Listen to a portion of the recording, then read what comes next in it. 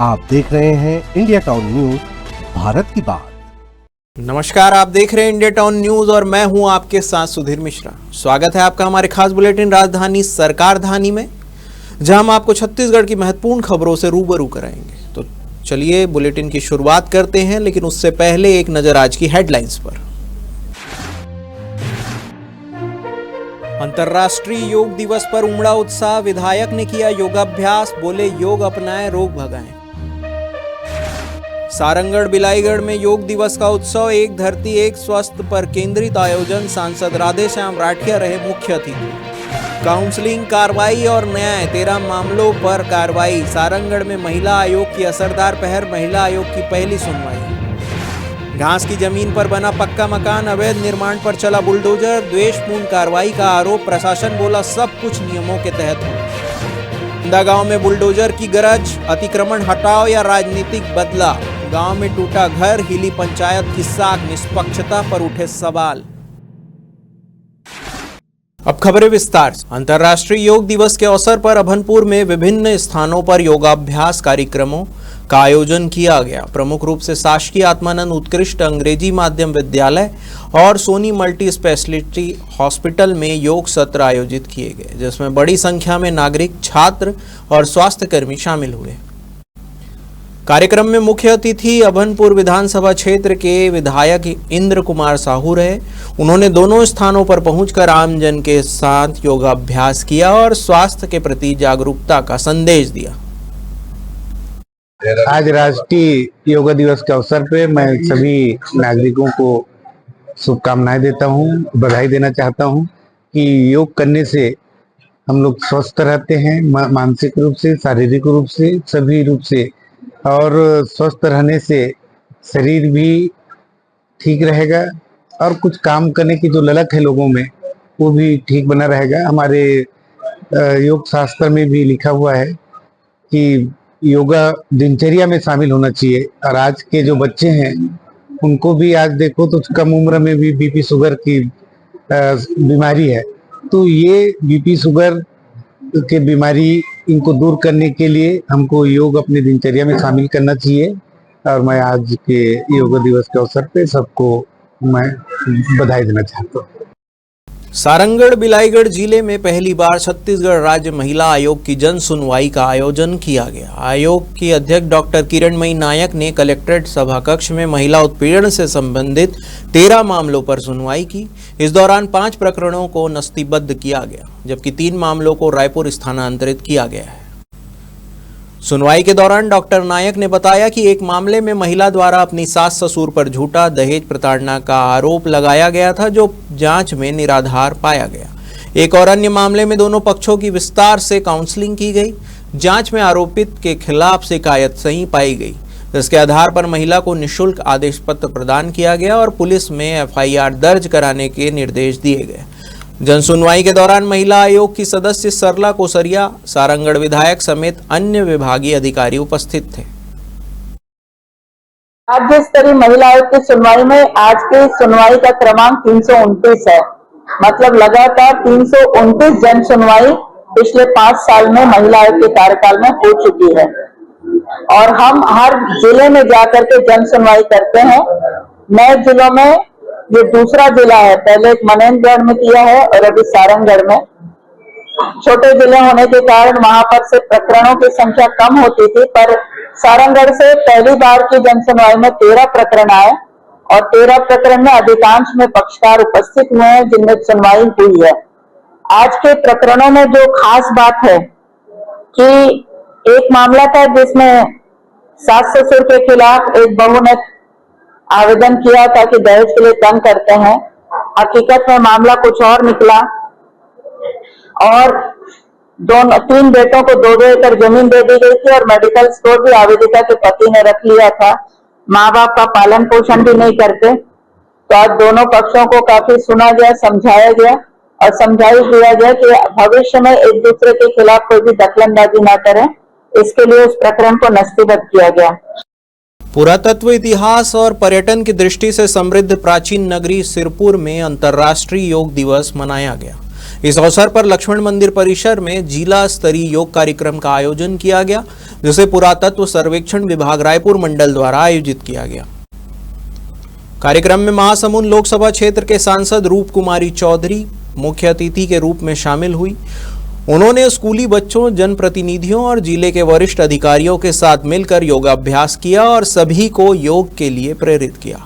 इस अवसर पर सांसद रूप कुमारी चौधरी ने कहा कि योग भारतीय संस्कृति की अमूल्य धरोहर है। यह न केवल हमारे शरीर को निरोग बनाता है बल्कि आत्मा को भी शुद्ध करता है। वहीं कार्यक्रम में मौजूद कलेक्टर विनय कुमार लंघे ने भी योग के महत्व पर प्रकाश डाला। सारंगढ़ बिलाईगढ़ में अंतर्राष्ट्रीय योग दिवस एक धरती एक स्वास्थ्य के थीम पर कृषि उपज मंडी परिसर में मनाया गया। इस अवसर पर रायगढ़ लोकसभा सांसद राधेश्याम राठिया मुख्य अतिथि के रूप में उपस्थित रहे।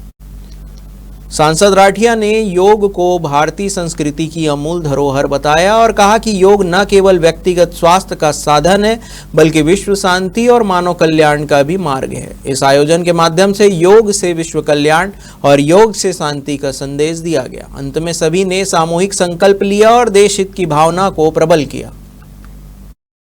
योग दिवस के अवसर पर सारंगढ़ में हम सब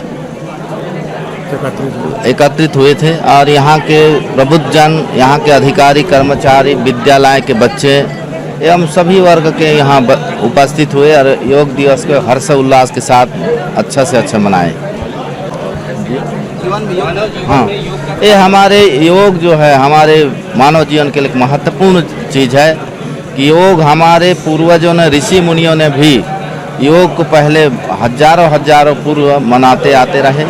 तो आज के दिनचर्या के अनुसार योग हमारे जीवन के लिए खास है, महत्वपूर्ण चीज़ है कि हम सब के लिए योग करना बहुत ज़रूरी है। अपने जीवन के दिनचर्या में योग को शामिल करने के लिए एक कार्यक्रम आयोजित की जा रही है और यहाँ से हमारे प्रधानमंत्री जी का संदेश भी मैंने पढ़ा और ग्राम प्रधान, सरपंचों, सभी कर्मचारियों, हमारे ग्रामीण जन को संदेश दिए हैं कि माननीय प्रधानमंत्री जी कि योग को जन जन तक पहुंचाने का काम है और योग को जन जन को अपनाने का काम है। महासमुंद जिले के पिथौरा ब्लॉक अंतर्गत नया पारा खुर्द गांव में प्रशासन ने बड़ी कार्रवाई करते हुए अवैध अतिक्रमण पर बुलडोजर चला दिया। यह कार्रवाई नवागांव खुर्द निवासी लोकनाथ डड़सेना द्वारा बड़े झाड़ के जंगल क्षेत्र में किए गए अतिक्रमण को लेकर की गई। प्रशासनिक सूत्रों के अनुसार लोकनाथ डड़सेना ने वन क्षेत्र से लगे घास भूमि पर अवैध रूप से कब्जा कर पक्के मकान का निर्माण किया था। जांच और प्रक्रिया पूरी होने के बाद तहसीलदार, एसडीएम और पुलिस प्रशासन की संयुक्त टीम ने अवैध निर्माण को हटाने की कार्रवाई की। हालांकि इस कार्रवाई को लेकर प्रशासन पर गंभीर आरोप लगे हैं। परिवारों का कहना है कि बिना किसी पूर्व नोटिस के यह कार्रवाई की गई, जबकि प्रशासन ने अपनी ओर से स्पष्ट किया है कि यह कार्रवाई नियमों के तहत की गई है। मंजिला बिल्डिंग खड़ा हुआ है सर, वो किराया वसूला जा रहा है सर। 3 मंजिला बिल्डिंग खड़े करके घास जमीन में 3 मंजिला बिल्डिंग खड़ा करके किराया 30 हजार वसूली किया जा रहा है सर। हम लोग छोटा सा मकान बनाए, हमारे पास थोड़ा सा सबूत भी है, फिर भी नहीं माना गया है सबूत को। और यहाँ मीडिया वाले जितना भी है आप सुन लेना सर, सही का न्याय कोई नहीं कर रहा है सर, सब गलत का साथ दे रहा है। यहाँ जो सबका तोड़ा जाती से नहीं दिया गया है, किसी प्रकार का हमको तुरंत हम लोग का तोड़ने का आदेश आकर तुरंत तोड़ा गया है। हम लोग का सामान इधर फेंक दिया गया है और हम लोग को बिल्कुल समय नहीं दिया गया है सर। संपूर्ण श्रेय जो है वो तहसीलदार साहब नितिन ठाकुर को है। उनके न्यायालय में विधिवत प्रकरण चला था शासकीय आबादी मत की भूमि पे, जो कि मूलतः बड़े झाड़ के जंगल के अंतर्गत आ रही है, जिस पर अवैध निर्माण कार्य किया गया था। विधिवत न्यायालय के द्वारा आदेश पारित हुआ, उसके तारतम्य में आज अतिक्रमण हटाने की कार्रवाई की गई है, जिसका संपूर्ण श्रेय तहसीलदार नितिन ठाकुर को जाता है। वक्त हो चला है एक छोटे सा ब्रेक का। बने रहिए इंडिया टाउन न्यूज के साथ। अब खबर आपकी उंगलियों पर, हर खबर पर हमारा नजरिया। इंडिया टाउन न्यूज, भारत की बात। ब्रेक के बाद आपका स्वागत है। गरियाबंद के इंदा गांव में एक पुराने मकान पर बुलडोजर चलाकर उसे जमींदोज कर दिया गया। ग्राम पंचायत का कहना है कि यह निर्माण देवभूमि पर अवैध रूप से किया गया था और त्योहारों के दौरान सार्वजनिक उपयोग के लिए स्थान की आवश्यकता के चलते यह कार्रवाई जरूरी थी। लेकिन मामला अब सिर्फ अतिक्रमण हटाओ अभियान तक सीमित नहीं रह गया है। मकान मालिक और उसका परिवार इसे राजनीतिक बदले की कार्रवाई बता रहा है। पीड़ित पक्ष का आरोप है कि उन्होंने पहले ग्राम पंचायत में चबूतरे की चोरी और बोर खनन में हुए भ्रष्टाचार को लेकर शिकायत की थी। उन्हीं शिकायतों के चलते उन्हें निशाना बनाया गया। कार्रवाई के दौरान कई महिलाएं घर के सामने आकर बुलडोजर को रोकने की कोशिश करती रही, लेकिन पुलिस ने उन्हें हटाकर हिरासत में ले लिया। वहीं पंचायत का दावा है कि इस भूमि पर वर्षों से अतिक्रमण था और अब उसे मुक्त किया गया है। गांव में इस कार्रवाई को लेकर दो राय बनती दिख रही है। कुछ लोग इसे देवभूमि की रक्षा मान रहे हैं, जबकि कुछ लोग इसे चुनिंदा और पक्षपातपूर्ण कार्रवाई बता रहे हैं। प्रशासन के अगले कदम पर है, क्योंकि इंदा गांव की ये घटना सिर्फ अतिक्रमण या देवभूमि तक सीमित नहीं है। यह मामला पंचायत की निष्पक्षता, लोकतांत्रिक जवाबदेही और ग्रामीण न्याय प्रणाली की साख से जुड़ा हुआ है। जी, पंचायत द्वारा 1996 से करीबन वही 30-35 साल हो गया कब्जा था। पंचायत 2000 में पंचायत प्रस्ताव दिया था और फिर 2018 में भी प्रस्ताव पुनः दिया था और पंचायत द्वारा हमको बगैर मतलब पंचायत प्रस्ताव खारिज के वो मकान को तोड़ दिए, अपने को बगैर वो जानकारी दिए। 740 है वो खसरा नंबर, उसका आबादी है बोल के पंचायत उसमें ऑलरेडी लिख के दिया था कि भी उसको आबादी में बनाओ बोल के, वो भी 2 डिसमिल। और जैसा हम लोगों का अकेला का अगर मकान टूटा है 740 खसरा नंबर पे, तो सभी का भी टूटना चाहिए। वो भी तो शासकीय जमीन में बैठे हुए हैं। पंचायत खुद खरीदी बिक्री का कार्य कर रही है। रोड किनारे जितना भी शासकीय जमीन है पंचायत पैसा ले रही है और बेच रही है दूसरों के ऊपर। जो अतिक्रमण हटाया जाए इसको 35 काबिज है। जो एक बार चोरी मामला जो हुआ था, चोरी रंगमंच, उसी के नाम से इसको मुद्दा उठा, इसीलिए विरोध में रंजिश के नाम से इसको अतिक्रमण हटाया जा रहा है। ऐसा और कितने घर हो गए आपके गांव में जो पंचायत प्रस्ताव के बाद बना है? देखो, अगर ऐसा है तो हर आदमी का होना चाहिए, अकेला का नहीं, सभी का ऐसा होना चाहिए। कितने मकान हो गए आपके? तो इसको तो एक जन को पता है, बाकी जितना भी और होगा इतना में पता है। फिर भी जिसका होता है तो एक जन सभी का होना चाहिए, अधिक हटाना चाहिए अतिक्रमण। इसीलिए मैं इतना बोलता हूँ। मेरा नाम हेमंत दुर्गे, ग्राम इंदा गाँव। पूजा स्थल वाला है, पहले से भी स्टॉल लगा चुका था ये समूह वाले। अभी फिर 5-6 साल के बाद जो भी है ये लोग बना के मतलब यहाँ नहीं थे, घर खाली पड़ा था। जैसे कि ये टाइप के है, ये मतलब ये लोग कब्जा कर दिए थे उसको। समूह वाले भी स्टॉल लगाए थे, पंचायत वाले भी उसको लिख के नहीं दिए थे कि मतलब ये यहाँ तुम रहो करके, इस टाइप का। तो आने वाले दिनों में गांव में और भी ऐसे चिन्हांकित किया जाएगा जो अतिक्रमण, हाँ, जो अतिक्रमण करेगा पूजा स्थल में और पंचायत का कोई भी कार्यक्रम होगा, वही जगह में कोई अगर व्यक्ति अगर करेगा वही कब्जा, तो इसी को जेसीबी लगा के तुरंत तोड़वा सकते हैं। उतना हमारा पंचायत का भी यही। ग्राम इंदा गांव में शासकीय भूमि खसरा नंबर 740 महासमन में दर्ज है। उसके लगभग 15 बाई 15 वर्ग फीट में अनावेदक अतिक्रमणकारी विपिन दत्ता के द्वारा एक कबीली पोस्ट नुमा झोपड़ी बना करके अतिक्रमण किया गया था, जिसे हटाने हेतु ग्राम पंचायत इंदा गांव द्वारा दिनांक 28 मई 2025 को प्रस्ताव क्रमांक 1 पारित किया गया था। तत्पश्चात अनावेदक को कब्जा हटाने नोटिस भी जारी किया गया था ग्राम पंचायत के द्वारा। कब्जा हटाने की कार्यवाही अनावेदक के द्वारा नहीं की गई। उसके पश्चात ग्राम पंचायत इंदा गांव द्वारा आज 20 जून को कब्जा हटाने की कार्यवाही की जा रही है। शासकीय भूमि पर अतिक्रमण होने पर कब्जा हटाने की कार्यवाही समय समय पर की जाएगी। ये मकान छोड़ और किसी और अन्य का नाम भी है क्या सर अतिक्रमण के? अभी तक अतिक्रमण रिपोर्ट पटवारी की नहीं आई है। जैसे ही पटवारी की रिपोर्ट आती है शासकीय घास मत की भूमि पर अतिक्रमण होने की नियमानुसार कार्रवाई की जाएगी।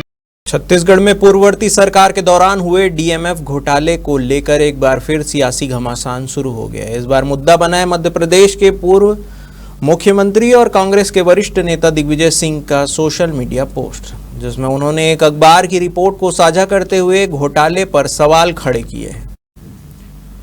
दिग्विजय सिंह के पोस्ट पर प्रतिक्रिया देते हुए प्रदेश के उप मुख्यमंत्री विजय शर्मा ने तीखा पलटवार किया है। उन्होंने कहा है कि दिग्विजय सिंह जी ये तब तक नहीं मालूम था कि यह घोटाला भूपेश बघेल की कांग्रेस सरकार के दौरान हुआ था। अब वे उसी पार्टी के पूर्व सरकार के कारनामों को उजागर कर रहे हैं। ये अच्छी बात है कि कांग्रेस के वरिष्ठ नेता खुद अपने ही शासन की पोल खोल रहे हैं। वहीं इस मुद्दे पर एक और दिलचस्प मोड़ तब आया जब पूर्व डिप्टी सीएम टीएस सिंहदेव ने भी दिग्विजय सिंह का पोस्ट अपने सोशल मीडिया अकाउंट पर साझा किया, लेकिन कुछ ही देर बाद उसे हटा भी लिया। इसे लेकर राजनीतिक हलकों में कई तरह की चर्चाएं हो रही है। राजधानी रायपुर के बंद कमरे में लगभग 150 लोगों के धर्मांतरण की खबरों को लेकर पूर्व डिप्टी सीएम टीएस सिंहदेव ने अपनी प्रतिक्रिया व्यक्त की है। टीएस सिंहदेव ने कहा है कि उन्हें बजरंग दल की गतिविधियों को लेकर हमेशा से आशंका रहती है और इसे मीडिया में बने रहने के लिए वे इस प्रकार की घटनाओं को अंजाम देते रहते हैं। उन्होंने स्पष्ट किया है कि उन्हें यह विश्वास नहीं है कि रायपुर में इतनी बड़ी संख्या में लोगों का धर्मांतरण कराया जा रहा होगा। उन्होंने वर्तमान भाजपा सरकार की नीतियों पर सवाल उठाते हुए कहा कि वे धर्मांतरण के खिलाफ और क्या सख्त कानून लाना चाहते हैं या उनके समझ से परे हैं। उन्होंने सरकार की मनमानी और बिना जांच परख के कार्रवाई करने की प्रवृत्ति की भी आलोचना की। सिंहदेव ने कहा है कि स्वस्थ लोकतंत्र में शंका के आधार पर कार्रवाई नहीं होनी चाहिए, बल्कि सच सामने आने पर ही जांच और कार्रवाई होनी चाहिए। पूर्व डिप्टी सीएम ने यह भी साफ कहा है कि किसी भी तरह का गलत काम हो तो उसे सख्ती से रोकना चाहिए, लेकिन बिना सही तथ्यों के कार्रवाई करना उचित नहीं है। एक तो बजरंग दल की गतिविधियों पे मुझे हमेशा शंका ही रहती है। वो मीडिया में सामने आने के लिए कुछ न कुछ इस प्रकार की गतिविधि हमेशा करते रहते हैं, दबाव बनाने की कोशिश करते रहते हैं। मुझे तो प्रथम दृष्टया संभव नहीं लगता कि रायपुर में 20 शहर में 100-150 लोगों का कोई धर्मांतरण कराएगा। ये तो एक तो संभव नहीं है, मुझे नहीं लगता कि इसमें कोई भी ऐसी संभावना है। तीसरा, जहाँ तक कानून की बात है, कानून पहले भी है और इसमें कोई दो बात नहीं है। मैं भी इस बात से सहमत हूँ कि प्रलोभन दे के धर्मांतरण पे बिल्कुल 100% रोक लगनी चाहिए और वो कानून विद्यमान है। और क्या कानून वो लाना चाहते हैं मेरे समझ में नहीं आ पाता, क्योंकि कानून तो है और प्रलोभन देके धर्मांतरण की बात कभी नहीं होनी चाहिए। छत्तीसगढ़ शासन के पूर्व कैबिनेट मंत्री और वर्तमान रायपुर पश्चिम विधायक राजेश मूणत ने रायपुर प्रवास पर आए महाप्रबंधक दक्षिण पूर्व मध्य रेलवे बिलासपुर से भेंट कर रायपुर रेल मंडल से यात्रा करने वाले यात्रियों की सुविधाओं से संबंधित विभिन्न विषयों पर विस्तृत चर्चा करते हुए 11 सूत्रीय ज्ञापन सौंपा है। विधायक राजेश मूणत ने कहा है कि राज्य शासन जन सुविधाओं और बुनियादी ढांचे के विकास और सर्वोच्च प्राथमिकता देता है और वह हर संभव प्रयास कर रहा है कि विकास कार्यों में कोई अवरोध न आए। उन्होंने अपेक्षा जताई है कि रेलवे प्रशासन विशेष रूप से रायपुर रेल मंडल की तकनीकी अधिकारीगण भी इसी सोच के साथ मिलकर कार्य करें। मूणत ने विश्वास जताया है कि महाप्रबंधक मार्गदर्शन में रेलवे के अधिकारियों जन सुविधा से जुड़ी इन महत्वपूर्ण मांगों पर सहानुभूति पूर्वक विचार करेंगे और शीघ्र निर्णय लेकर रायपुर शहर और आसपास के नागरिकों को राहत पहुंचाई जाएगी। छत्तीसगढ़ में मंत्रिपरिषद की बैठकों से पहले विभागीय संक्षेपिकाएं देर से और अधूरी भेजी जाने की वजह से मुख्यमंत्री विष्णुदेव साय खुश नहीं है।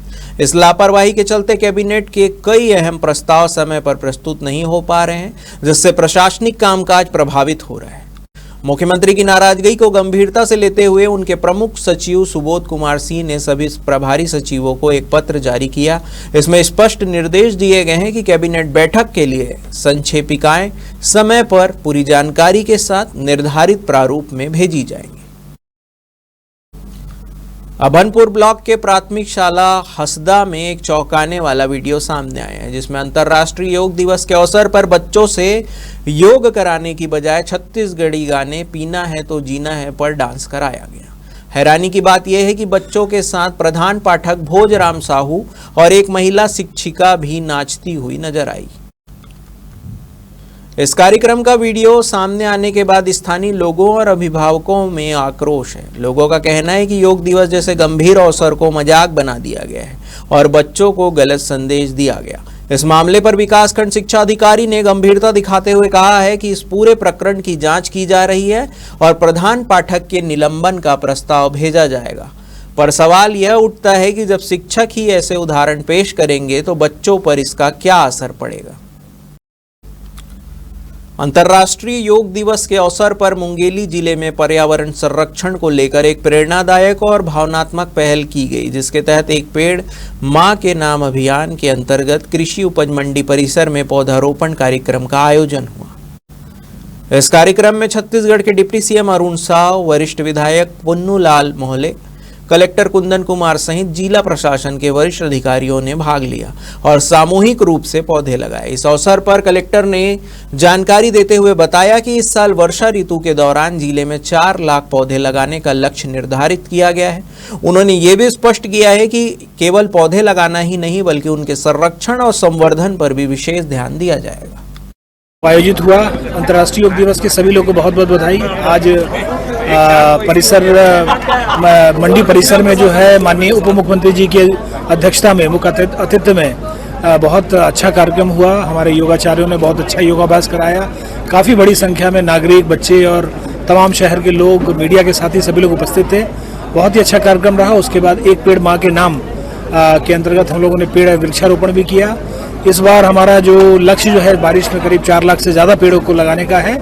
पुनः सभी लोगों को, मेरा मानना है कि योग जो है वो सिर्फ मन को नहीं, समाज को, सभी लोगों को जोड़ता है, समुदायों को जोड़ता है और जोड़ने का काम करता है। योग का मतलब ही जोड़ होता है।